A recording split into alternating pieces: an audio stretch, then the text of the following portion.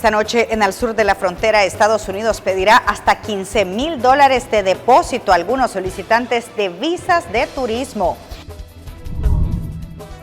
Tribunal del Noveno Circuito ratifica orden de mantener la suspensión de redadas en Ciudad Santuario, en California. Guatemala implementa protocolo migrantes desaparecidos. Y lanzan en Honduras programa para ayudar a migrantes. Muy buenas noches, ¿qué tal? ¿Cómo están? Qué gusto que nos acompañen en esta nueva edición de Al Sur de la Frontera. Está con ustedes Roxana Webb y vamos a hablar de migración.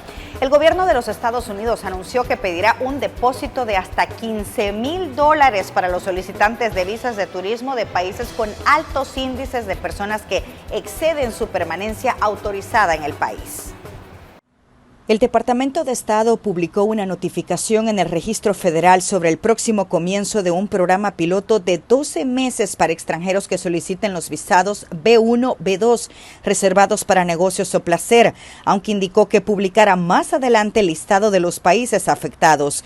Los funcionarios consulares podrían requerir a los solicitantes de visas de no migrantes que paguen una fianza de hasta $15,000 como condición para la emisión del visado, establece el documento oficial.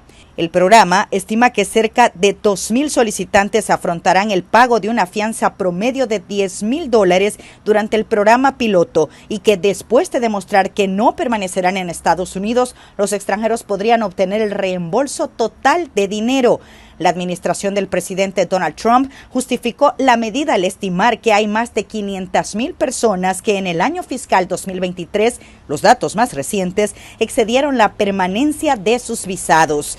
Con el programa, el departamento mandó un mensaje a todos los países para que tomen acciones inmediatas para incentivar a sus ciudadanos a cumplir con la ley de inmigración de Estados Unidos y abordar la suficiente verificación de identidad y antecedentes criminales, argumenta el documento.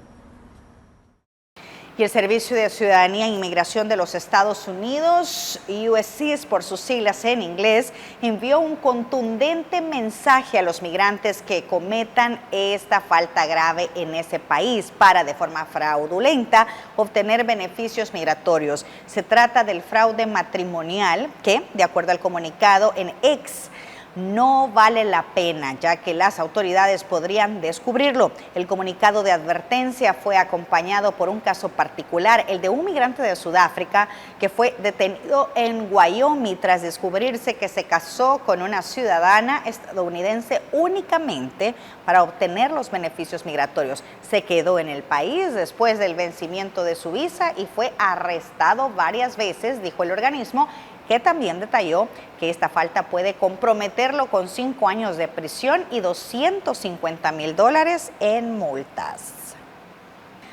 Ahora saludamos al periodista de la red de noticias Salvavisión, Ernesto Cornejo, y es que entre otras informaciones de migración, ¿qué ha pasado con los jóvenes amparados al DACA? Adelante, Ernesto, te escuchamos con tu reporte. Buenas noches. Un gusto saludarte, Roxana, desde el sur de California, desde una de las ciudades muy emblemáticas para la comunidad indocumentada radicada en esta parte de los Estados Unidos. En los próximos minutos les estaremos actualizando todo lo relacionado a los cambios en las políticas migratorias a favor de este sector acá en los Estados Unidos, pero también a la dura realidad a la que ellos se deben de enfrentar hoy en día en cuanto a las intensas redadas que continúan ejecutando las autoridades de ICE. Iniciamos de inmediato con la información y es que el programa DACA ha favorecido desde el año 2002 y que fue creado bajo la administración de Barack Obama a miles de jóvenes soñadores que llegaron desde la infancia con sus padres a este país. Pero ahora ellos también se encuentran en un limbo migratorio y es que la administración liderada por Donald Trump ha mencionado que ellos no están exentos de posibles procesamientos, capturas y deportaciones. Logramos entrevistar a una joven beneficiaria de este programa. El Programa de Acción Diferida para los Llegados en la Infancia, mejor conocido como DACA, fue creado en el año 2012. Con esto se ha proporcionado protección temporal contra la deportación y autorización de empleo a ciertos jóvenes indocumentados que fueron traídos a los Estados Unidos cuando eran niños. Solamente estamos aquí para trabajar, llegar al sueño de que todos tenemos, como llegó mis padres, a tener el sueño americano. Entonces yo también me merezco tener ese sueño. Pero este beneficio migratorio se encuentra en un limbo, y es que altos funcionarios del Departamento de Seguridad Nacional ha dejado entrever que estos jóvenes no están automáticamente protegidos contra la deportación, lo que ha generado reacciones entre los beneficiarios. Escuchando eso es cuando sentí la lucha. Le digo que no, eso no está bien. Me sentí con más motivación a hacer saber las historias que somos los Dreamers, que tenemos esa esperanza que sí vamos a hacer nuestro futuro en este país, business owners, homeowners, entrepreneurs, todo lo que sabemos que este país nos puede dar y trabajamos para hacer, para salir adelante. El temor de una posible deportación también invade a los jóvenes y sus familiares. Sigo educándome para poder saber cuáles son los mejores modos en esta situación, porque no se sabe, eso es lo que no, la palabra incertidumbre no lo puedo superar porque no sé dónde ir, a dónde puedo llegar a eso, pero sí me estoy respaldando en prepararme para poder saber cuáles son mis opciones y no me gustaría tener que prepararme a regresarme, porque eso no está en mi mente, porque no conozco. Me trajeron aquí de un año, entonces no conozco otro país que este. De acuerdo a las estadísticas, son más de 500,000 los beneficiarios bajo esta modalidad. Informó Ernesto Cornejo para la red de noticias Albavisión desde Los Ángeles, California. Y en las últimas semanas se han desarrollado decisiones migratorias que han venido a aliviar a la comunidad inmigrante. Las redadas masivas de deportaciones y detenciones de migrantes indocumentados se han convertido en la realidad cotidiana en Estados Unidos, resultado de políticas antimigrantes implementadas por el gobierno del presidente Donald Trump. Sin embargo, algunas de estas acciones han enfrentado obstáculos legales. El pasado viernes 1 de agosto, un tribunal federal de apelaciones confirmó la orden temporal de un tribunal inferior que impide a la administración Trump realizar detenciones y arrestos indiscriminados en la zona sur de California. En su fallo, la jueza señaló que existían gran cantidad de evidencias que demostraban que las tácticas federales de control migratorio violaban la Constitución. Además, afirmó que el gobierno no puede basar sus órdenes en factores como raza o etnia aparente, hablar español o inglés con acento, presencia en lugares específicos como una grúa o un lavadero de autos, ni en la ocupación de una persona como único motivo razonable para detenerla. Por otra parte, buenas noticias para la comunidad inmigrante. Nuevamente, una jueza federal suspendió los esfuerzos del gobierno de Trump por acelerar la detención de inmigrantes que ingresaron legalmente a Estados Unidos mediante programas de parole o autorizaciones de permanencia humanitaria, una política heredada de la administración del expresidente Joe Biden. Esta suspensión impide temporalmente que el gobierno deporte a personas a quienes se les concedió parole en los puertos de entrada y que tras ser detenidas a menudo sin previo aviso y en algunos casos tras comparecer en tribunales de inmigración, cuentan con documentos válidos, empleos o formas de alivio migratorio. Al menos 60,000 personas de Centroamérica y Asia, incluyendo inmigrantes de Nepal, Honduras y Nicaragua, seguirían gozando del estatus de protección temporal TPS, después que un juez federal en California extendiera este beneficio migratorio. Las designaciones de TPS para aproximadamente 7,000 nepalíes estaban programadas para finalizar el 5 de agosto, mientras que la protección para unos 51,000 hondureños y casi 3,000 nicaragüenses expiraban el 8 de septiembre, permitiéndoles residir y trabajar legalmente en Estados Unidos durante más de 25 años. Por otro lado, el gobierno de Trump ha terminado el TPS para aproximadamente 350,000 venezolanos y 500,000 haitianos, más de 160,000 ucranianos y miles de personas de Afganistán, Nepal y Camerún. Algunos de estos casos aún tienen demandas pendientes en tribunales federales. El 20 de enero, el entonces presidente Trump firmó un decreto titulado Protegiendo el significado y valor de la ciudadanía estadounidense, En él se establecía que el gobierno federal no emitiría documentos que reconocieran la ciudadanía estadounidense a niños nacidos en territorio estadounidense si sus padres estaban en el país de manera ilegal o en algunos casos legal pero temporal. Tras la emisión de este decreto, un panel de 3 jueces del primer circuito de apelaciones en Boston analizó con escepticismo la medida. Durante 2 horas revisaron una serie de casos en los que tribunales inferiores determinaron que dicha política violaba la Constitución procedentes de la Corte Suprema y leyes federales vigentes desde hace décadas. Este es un informe de Herbert Vázquez. Y continuamos con más información, y es que una de las principales cortes de acá de California ratificó la decisión de que las autoridades de ICE deben de apegarse a lo establecido en las leyes migratorias para continuar con la operatividad que han llevado a cabo en los últimos días y que ha dejado a más de 2,000 personas detenidas, incluso un gran porcentaje de ellas deportadas hasta sus países de origen. Por su parte, la comunidad indocumentada, como también activistas proinmigrantes y sociedad civil, han aplaudido esta decisión. El Tribunal de Apelaciones del 9º Circuito en San Francisco reiteró la orden temporal de un tribunal inferior que impide a la administración de Donald Trump realizar detenciones y arrestos de inmigrantes en el sur de California. ¡Queremos justicia! Esto surge de una demanda presentada por residentes, trabajadores y grupos de defensa que alegan que el Departamento de Seguridad Nacional no cumple con los procedimientos establecidos en las leyes migratorias. Simplemente estaba parado en una parada de autobús, esperando para ir a trabajar como lo hago todos los días. De repente, sin advertencia, llegaron varios autos sin identificación, varios hombres se bajaron, me agarraron a mí y a mis compañeros y nos llevaron como si fuéramos criminales. Pedro Vázquez, quien se desempeña como jornalero desde hace algunos años, es uno de los demandantes y cuenta los duros momentos que vivió tras ser detenido por las autoridades y llevado hasta un centro de detención.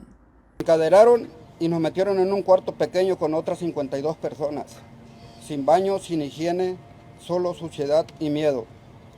Yo soy diabético y necesito comida y líquidos adecuados para sobrevivir, pero lo que nos dieron de comer fue inhumano. Nada que una persona enferma debería recibir para su sustento. Mis niveles de azúcar se descontrolaron, desarrollé una infección en el ojo durante la detención y supliqué por ayuda, pero nunca recibí atención médica. Por su parte, los activistas proinmigrantes han reiterado el respaldo de este sector y aseguran que no quitarán el dedo de renglón para garantizar que se respeten los derechos humanos. Nuestros miembros y quienes llamaron a nuestra línea directa de respuesta rápida describieron caso tras caso de arrestos extrajudiciales basados principalmente en la raza de la persona, su lugar de residencia o trabajo, el trabajo que desempeñaban y si hablaban español o inglés con acento. Más de 2,300 personas han sido arrancadas de sus comunidades y de sus lugares de trabajo. Se les ha negado el debido proceso y hasta la fecha aún permanecen en centros de detención en todo el país y en muchos casos han sido deportados. El gobierno estadounidense ha reiterado que no se detendrá en las acciones para hacerle frente a los efectos ocasionados por la migración irregular. Informó Ernesto Cornejo para la red de noticias Albavisión desde Los Ángeles, California.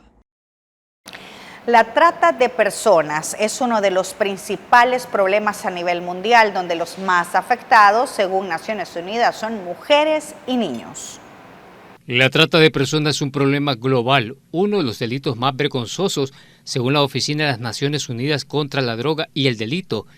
Este flagelo priva de dignidad, libertad a millones de personas en todo el mundo, constituyendo una grave violación a los derechos humanos. Organizaciones internacionales como las Naciones Unidas trabajan arduamente para erradicar la trata de personas.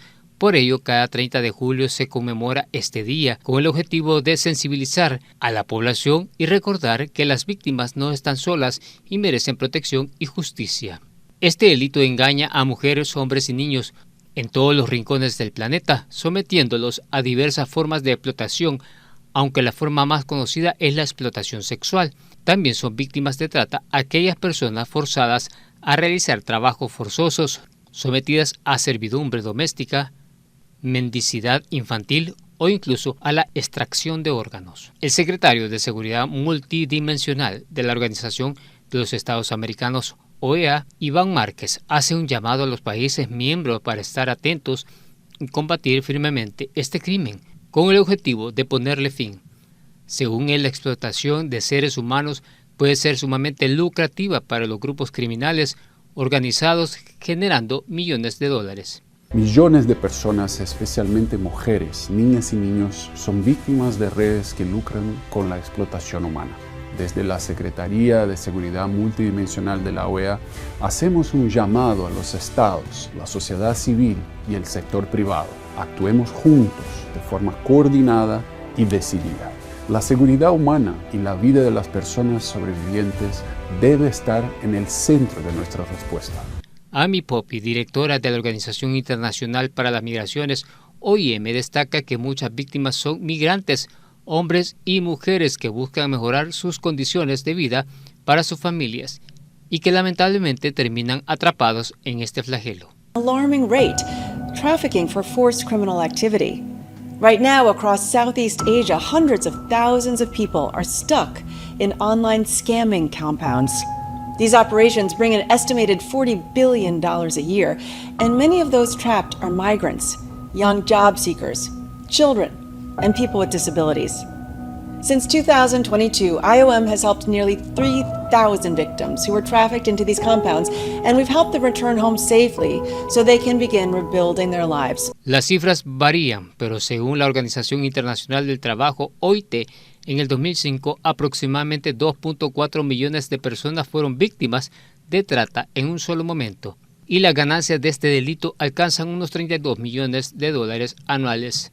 En El Salvador las autoridades también luchan contra este problema. El ministro de Justicia y Seguridad, Gustavo Villatoro, señaló que el Congreso Nacional ha implementado medidas para enfrentar la trata de personas en el tráfico ilícito de migrantes. Además, destacó cómo El Salvador logró neutralizar la principal amenaza de las pandillas y organizaciones criminales que operaban en este delito.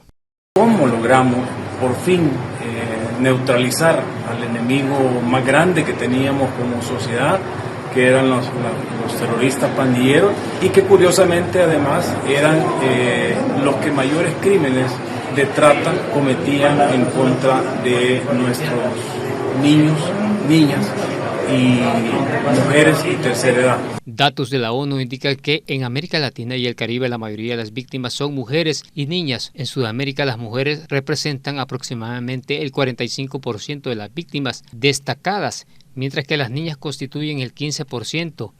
En Centroamérica y el Caribe la situación es aún más alarmante. El 52% de las víctimas son niñas y las mujeres representan el 30%. La principal finalidad de la trata de la explotación sexual y laboral, que generalmente ocurre en clubes nocturnos, burdeles no oficiales, hoteles, apartamentos y bares. Este es un informe de Herbert Vázquez. La comunidad hondureña, también nicaragüense y de Nepal tienen un respiro de 4 meses más bajo el programa del estatus de protección temporal, mejor conocido como TPS, mientras se logra definir cuál será su situación legal en este país. Logramos obtener el testimonio de algunos de ellos.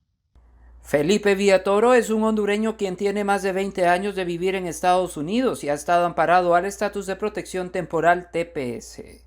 Él, como muchos más, celebran la decisión de un juez federal de extender por 4 meses más este beneficio migratorio.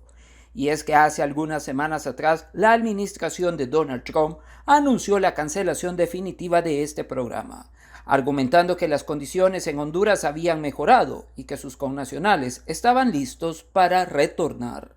En realidad para mí significa mucho porque siempre hemos estado con ese temor últimamente de que nos tenían sin información qué iba a pasar. Posiblemente, imagínense, quedarnos sin esa protección sería, la verdad, catástrofe aquí en la comunidad latina, principalmente nosotros como hondureños, que tal vez ya tenemos muchos años acá, familia, ya hogares establecidos acá con negocios y todo eso. Y esto pues ha sido un gran alivio. La verdad, para mí es muy emocionante el triunfo que hemos tenido. Este plazo también ha favorecido a los de Nicaragua y Nepal. Por su parte, los miembros de la Alianza Nacional del TPS argumentan que la lucha no ha terminado y que antes que finalice el plazo volverán a la Corte para buscar bajo las vías legales que esta población mantenga el beneficio. Posibilidad que vamos a regresar aquí a la Corte de San Francisco en el 9º circuito a otra decisión, a otra audiencia. Estamos listos para continuar nuestras luchas en las Cortes. Como comunidad beneficiaria de TPS y la Alianza Nacional estamos luchando por mantener el estatus de protección vigente en Estados Unidos para nuestros hermanos. Cabe destacar que la administración de Trump mantiene la cancelación del TPS para los venezolanos, haitianos, ucranianos y miles de personas de Medio Oriente. Informó Ernesto Cornejo para la red de noticias Albavisión desde Los Ángeles, California.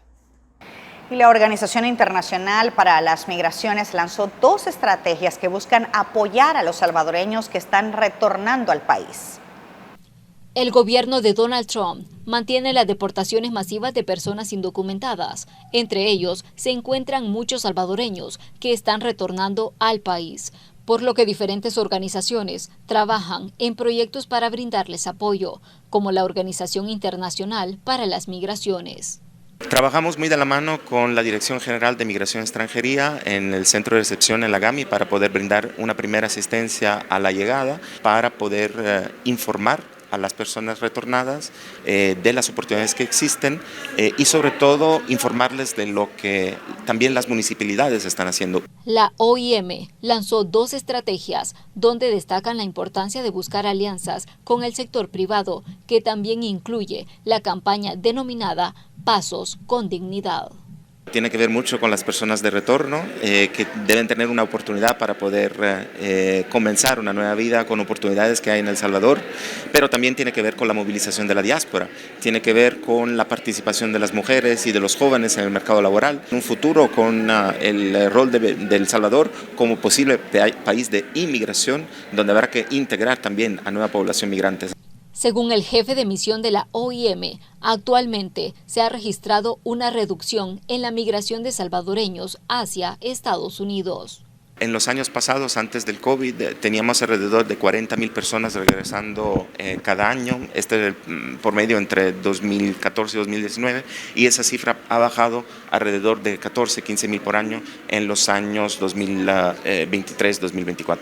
Agrega que apostarle a la migración circular con programas de trabajo es clave para evitar que las personas salgan del país de forma irregular, exponiéndose a ser víctimas de trata de personas u otros delitos. La migración laboral, no solo hacia el norte, incluso también hacia otros países en la región. Como IEM, por ejemplo, estamos apoyando esfuerzos de migración laboral circular con Costa Rica y hay otras oportunidades. Entonces, este tipo de migración genera una situación gana-gana.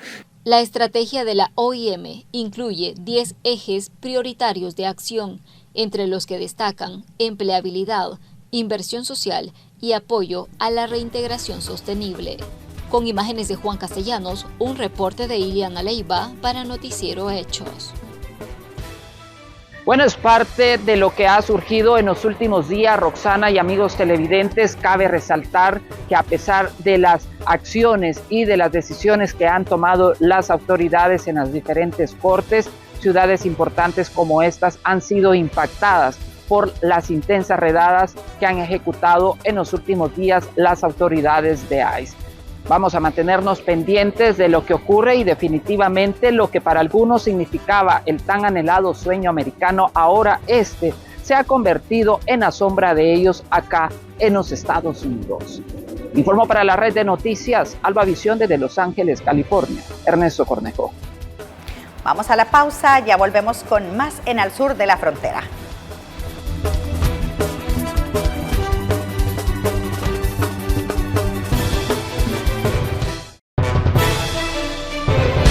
Con Noticiero Hechos te informas en las redes sociales. Puedes informarte en vivo en X, Facebook,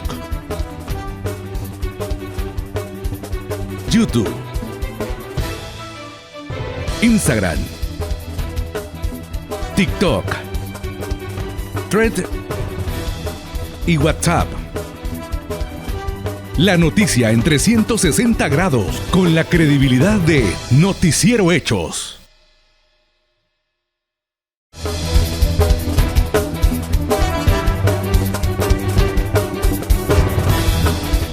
Migración modificó el mecanismo de búsqueda de migrantes desaparecidos. Solo en lo que va del año contabilizan 64 casos de guatemaltecos que se dirigían a Estados Unidos y no se sabe de su paradero. Este nuevo mecanismo busca responder al creciente número de migrantes que se desaparecen en el trayecto migratorio hacia Estados Unidos, especialmente ayudar a las familias guatemaltecas a dar con el paradero de sus seres queridos que desaparecen principalmente en territorio mexicano. Atención y protección del protocolo para la atención a familiares y la recepción de denuncias de migrantes desaparecidos. Esto fue aprobado por la autoridad migratoria e incorporado a la política migratoria del país. ¿Qué implica esto? Teníamos un protocolo que pues tenía algunas falencias y fue actualizado sobre todo para incorporar la noción de seguimiento de los casos, no solo la denuncia, no solo recibir la denuncia, sino ese seguimiento y esa atención psicosocial necesaria para las personas y los familiares. Ellos necesitan tener un apoyo y un acompañamiento psicosocial para poder enfrentar lo que implica la desaparición de un familiar, el no saber nada, y por eso es que este protocolo pues fue actualizado y hoy se publicó también dentro de las distintas publicaciones en el Diario de Centroamérica del Instituto Guatemalteco de Migración. ¿Y qué es lo que buscamos? Pues poder apoyar y poder promover, y ya tenemos una coordinación interinstitucional. Es preocupante que siga un número de personas aún desaparecidas. Durante el año 2025 hemos recibido 70 denuncias de personas reportadas como desaparecidas, de las cuales 58 son hombres, 12 son mujeres. Migración explicó que los ciudadanos pueden acercarse a la institución a solicitar ayuda para la búsqueda de sus familiares. Asimismo, pueden llamar al número telefónico 2411-2412, donde deben de proporcionar datos como cuándo fue la última comunicación, en qué territorio y quiénes viajaban en grupo, para tener una perspectiva por dónde darle seguimiento a la denuncia presentada. Asimismo, manifestó que registran el reporte de la desaparición de 6 extranjeros que se encontraban de paso en el territorio guatemalteco. Se trata de 2 chinos, un peruano, una hondureña, un estadounidense y un colombiano. Las deportaciones por vía aérea desde Estados Unidos continúan. Por ello, se mantiene la coordinación interinstitucional para la recepción de los hondureños. Junio mostró un alza de las deportaciones por vía aérea, siendo el mes con más retornos desde Estados Unidos, principalmente de guatemaltecos que han sido detenidos en redadas. De enero al 19 de julio, Migración contabilizó la repatriación de 24.648 guatemaltecos. El escenario, a las afueras del centro de retornados de la zona 13, es una imagen que refleja alegría, tristeza y a la vez preocupación por un futuro incierto. Unos son llevados al centro de atención y registro de la zona 1, otros prefieren retirarse por sus medios. Los 5 departamentos que concentran un buen número de migrantes por origen son Huehuetenango, con alrededor de 4.000 retornados, San Marcos y Quiché, con más de 2.000 retornados, Quetzaltenango y Guatemala, con más de 1.000. Según datos oficiales, 21.000 personas fueron retornadas desde Estados Unidos, de las cuales 17.600 son hombres y 2.500 mujeres. En tanto, desde México se contabiliza el retorno de 3.600 guatemaltecos, siendo 1.200 por vía aérea y 2.300 por vía terrestre. En total, durante el 2024, se reportó el retorno de 61.680 migrantes. Y en conferencia de prensa virtual, autoridades estadounidenses resaltaron el uso de la aplicación CBP Home para facilitar el proceso de autodeportación.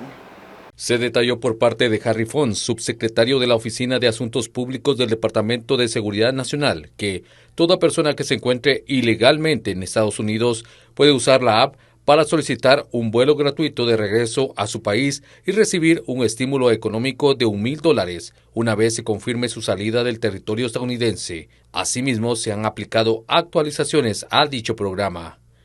Y si no sale de los Estados Unidos, estamos reforzando todas estas reglas cuando viene a ser en términos de migración y puede resultar en una deportación que puede afectar que ustedes puedan regresar en un futuro aquí a los Estados Unidos. Y queremos subrayar esto porque estamos tratando de hacer esto mucho más fácil para que las personas lo puedan usar y estamos continuando que continúen a usar los beneficios para que la gente pueda usar. Esos son mis comentarios. Fons aclaró que el programa está disponible para migrantes sin antecedentes penales que estén indocumentados en Estados Unidos, incluyendo aquellos que han perdido su estatus de protección temporal TPS. En San Pedro Sula, Honduras, César Ramos, representante de la Acción Social Menonita, ha expresado un enérgico rechazo a una campaña impulsada en Estados Unidos que, según afirma, ridiculiza y estigmatiza a los migrantes irregulares comparándolos con personajes de ciencia ficción. Es una manera un poco, me parece a mí, de ridiculizar que no es correcto, ¿verdad? Porque si bien es cierto, hay un programa que ahora el gobierno de Estados Unidos ha puesto del CBP Home, pues para que los migrantes puedan retornar a sus países de origen. Y en Honduras hay un programa que se llama Hermana Regresa a Casa. Yo creo que merecemos un trato digno, un trato respetuoso. Eso de hacer mofa, ¿verdad? No es correcto porque eso va generalizando en el imaginario colectivo como un cierto desprecio, ¿verdad?, a la dignidad humana, y eso yo creo que no es bueno, ¿verdad?, para decir pues los derechos humanos, para el respeto, para la dignidad, y nosotros abogamos por eso, porque haya esa buena comunicación, ese diálogo, ese respeto mutuo. Pero bien, ellos están en su libertad de definir esto de alguna manera, pero es peligroso estigmatizar a las personas con títulos de películas o de personajes de película, extraterrestre, como quien dice, es alguien fuera de este lugar, de este territorio, pero es una manera peyorativa, que me parece que no, como hondureño no estoy de acuerdo y abogo porque se respete, digo, la vida, los derechos y la dignidad de las personas. Y la directora nacional del INL, Kate Stana, visitó a representantes de CBP Air and Marine Operation, esto en San Diego. Compartieron del recorrido. Veamos.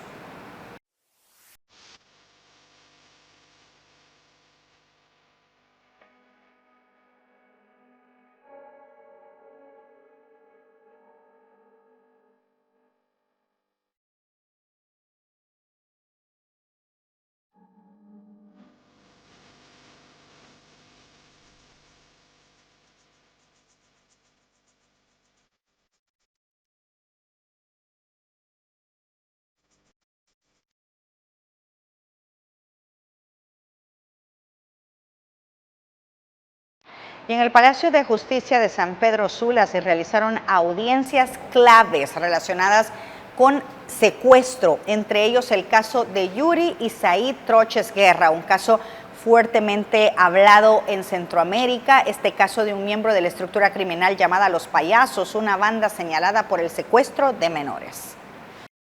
La jueza de letras penal en la audiencia de declaración de imputado impuso la medida cautelar de la detención judicial a el principal implicado, en este caso el que llegó deportado, Yuri Isaí Troches Guerra, a quien se le supone responsable del delito de secuestro agravado en perjuicio de un menor de edad.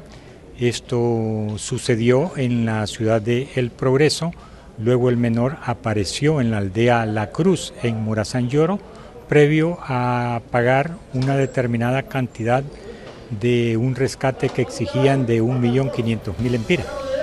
En esta causa el que ha llegado, pues deportado, también se sometió a otra audiencia de declaración de imputado y se le ha aplicado la medida cautelar de la detención judicial por una acción similar de un secuestro de un menor, y las audiencias iniciales en esta causa se han fijado para el viernes 25 de julio a las 9:30 y 11 de la mañana, de tal forma que...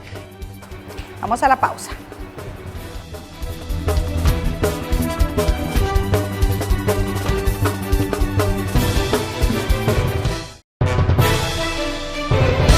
Con Noticiero Hechos te informas en las redes sociales. Puedes informarte en vivo en X, Facebook, YouTube, Instagram, TikTok, Thread y WhatsApp. La noticia en 360 grados, con la credibilidad de Noticiero Hechos.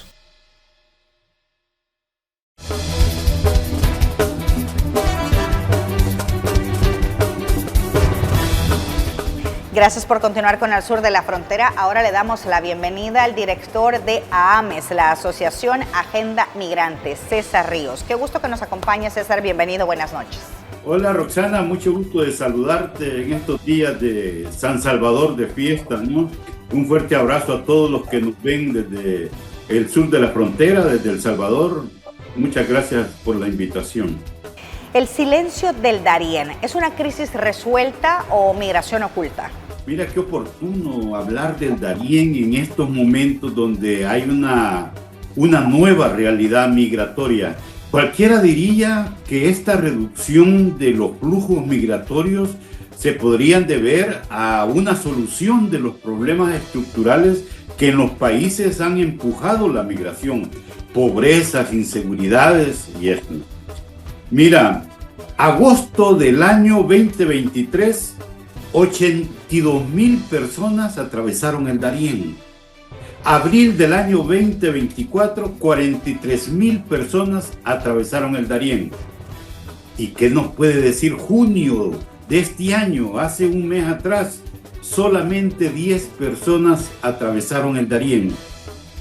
Esto me lleva a mí, cuando tú me preguntas eso, a recordarme cuando Estados Unidos y el presidente de Panamá, ambos se pusieron de acuerdo y dijeron: la frontera sur de Estados Unidos se traslada a Panamá y específicamente al Darién.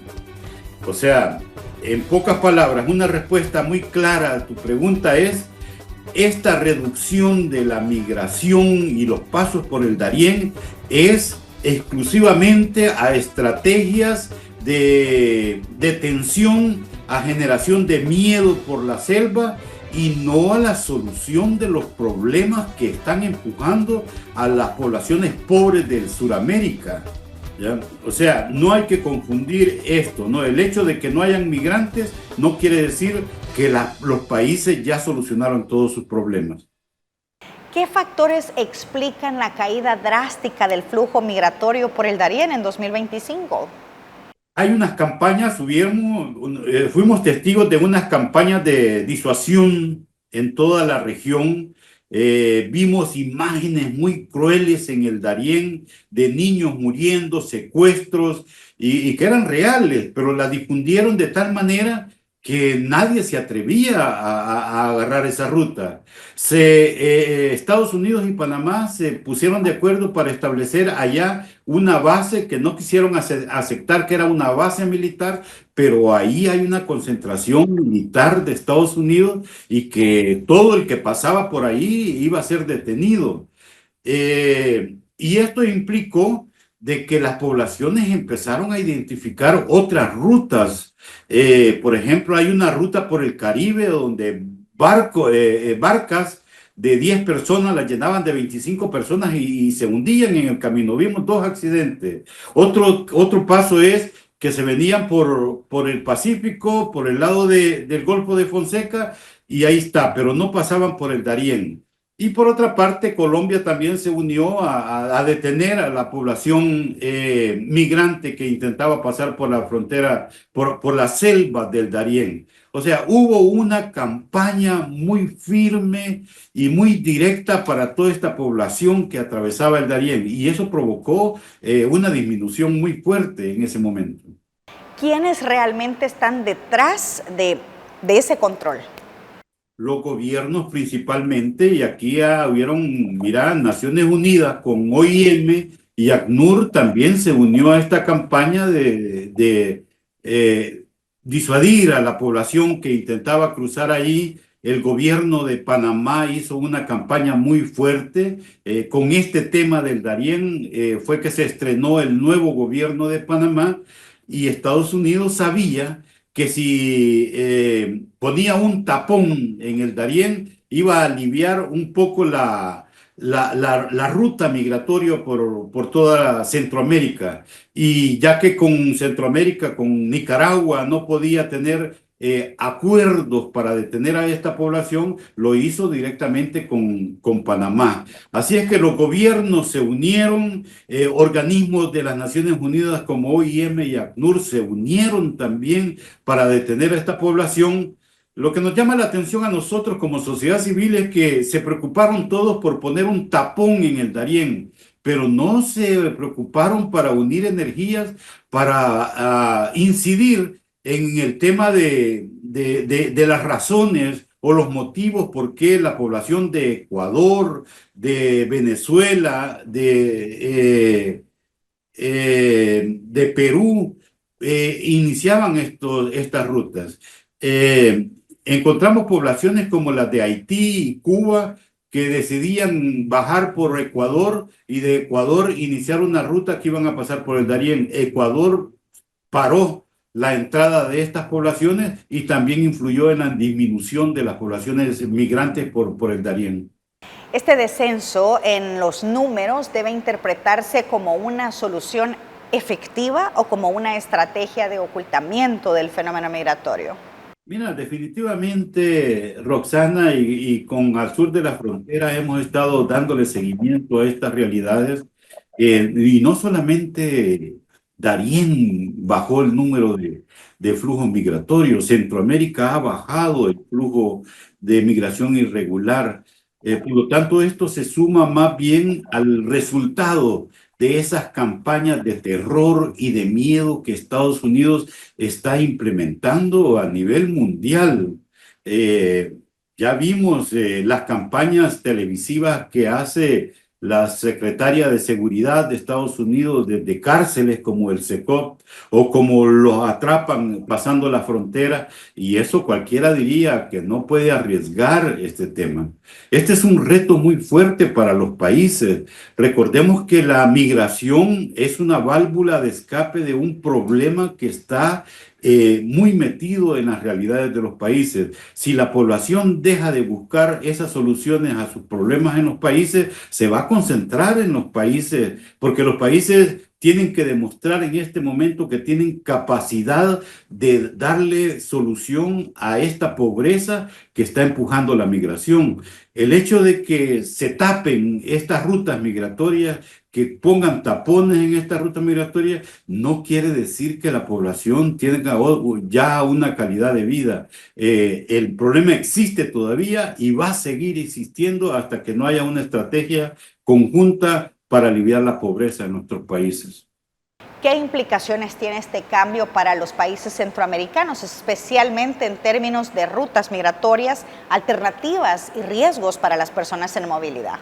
Mira, interesante eso, porque ya estamos viendo en Centroamérica de que estas rutas que vienen del sur, estas poblaciones que pasaron en algún momento por el Darién y que ya no pueden continuar en la frontera de Guatemala con México y sobre todo México con Estados Unidos, se están quedando en Centroamérica. El Salvador ya estamos viendo a poblaciones de diferentes nacionalidades que están detenidas aquí hasta ver cuál va a ser la realidad que les va a permitir continuar la ruta. Mientras no encuentren una luz que les dé señales para continuar la ruta, nuestros países en Centroamérica vamos a estar llenándonos de población migrante que anda buscando solución a los problemas.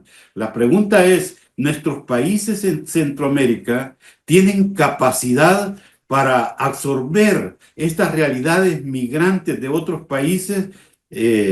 hay unas leyes internacionales que obligan a los países a darle protección, asilo y refugio a estas poblaciones, pero tienen que tener un presupuesto a disposición. Nosotros como Asociación Agenda Migrante estamos coordinando con gobiernos locales en El Salvador para prepararlos y para poder prepararlos para que den una respuesta inmediata a la demanda de esta población, a la inclusión social, económica, laboral de esta población migrante de otros países. Pero si no tenemos capacidad para darle solución a nuestra población propia, ¿qué capacidad vamos a tener para darle solución a otras poblaciones? ¿Qué acciones deberían tomar los gobiernos locales y la sociedad civil ante este fenómeno menos visible, pero igual de preocupante? Mira, fíjate que esta pregunta, Roxana, que me haces, tiene que ver mucho a lo que veíamos en el programa anterior con Al Sur de la Frontera. Los países están en un esfuerzo en este momento de generar políticas migratorias. En El Salvador se acaba de poner a disposición de la revisión de la Asamblea Legislativa una propuesta de ley sobre migración. Lo que nos llama la atención que en esta propuesta de ley migratoria en El Salvador no contemplan la participación activa ni protagónica de los gobiernos locales, los alcaldes, esos líderes comunitarios. Y las migraciones que vienen en esta ruta migratoria se están deteniendo en las comunidades. Por lo tanto, un llamado que estamos haciendo nosotros desde sociedad civil al diseño de estas políticas migratorias que tengan un concepto territorial en su aplicación, que reconozcan que son los municipios donde llegan las poblaciones migrantes, tanto deportados como los que vienen en la ruta migratoria, y deben darle un espacio para que expresen las realidades que están detectando ellos en las comunidades.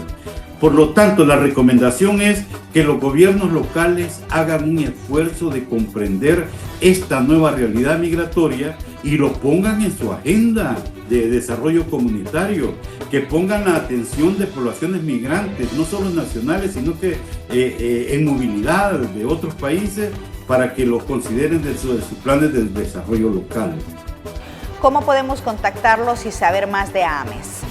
Mira, gracias, AMES, con 2A, AMES, Asociación Agenda Migrante de El Salvador.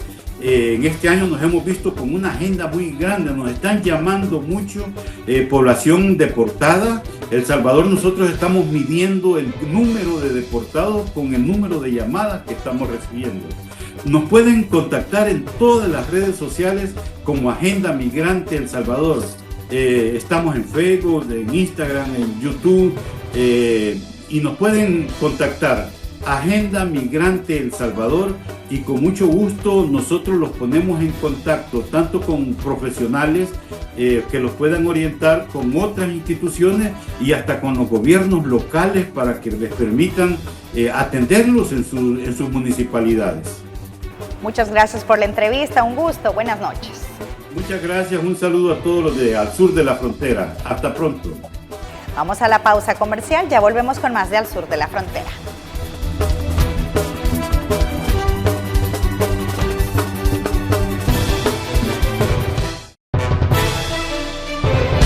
Con Noticiero Hechos te informas en las redes sociales. Puedes informarte en vivo en X, Facebook,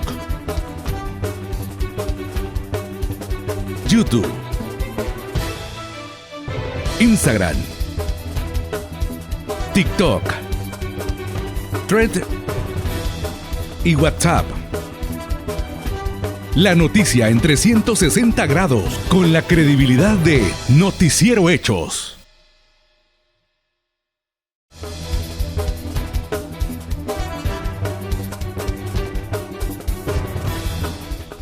Gracias por continuar con nosotros. Expertos recomiendan el impulso de un fondo de crédito de apoyo para los migrantes guatemaltecos que están siendo deportados.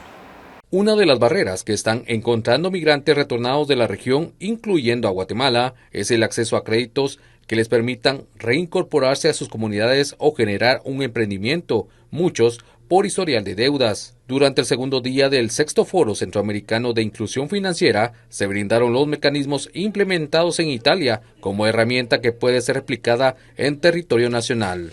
La experiencia que tuvimos en Italia nos enseña que uno de los elementos, hay dos elementos importantes que se pueden realizar. Uno es la disponibilidad de datos duros, ¿no? Es conocer el fenómeno, conocer las necesidades de las personas y cómo evolve, ¿no? el tema de la inclusión financiera. El segundo es la creación de una partnership, de un acuerdo entre las instituciones financieras, el privado y las instituciones públicas también, ¿no? Porque en tema de inclusión financiera hay elementos que se interconectan, entonces todos tienen un papel de jugar y jugarlo juntos es la manera más eficaz. Y también tenemos que considerar todo el tema de perspectiva étnico-cultural, porque sabemos que muchas de las personas que están regresando, en el caso de Guatemala específicamente, también son poblaciones, mujeres, indígenas en situación de especial vulnerabilidad, que no conocen tampoco estas herramientas que ofrece el sistema financiero. Y el Instituto Nacional de Migración Mexicano participó en la Feria de Servicios para Personas en Contexto de Movilidad Humana, coordinada por el gobierno de la Ciudad de México. Este video fue difundido precisamente por el gobierno mexicano.